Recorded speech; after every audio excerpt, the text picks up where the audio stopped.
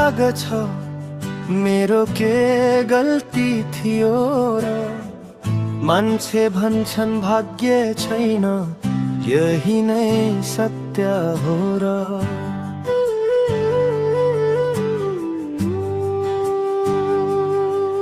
म भन्छु पसिनाले भाग्य आफै लेखिन्छ, हार नमान्ने मान्छेको सपना एक दिन पुरा हुन्छ।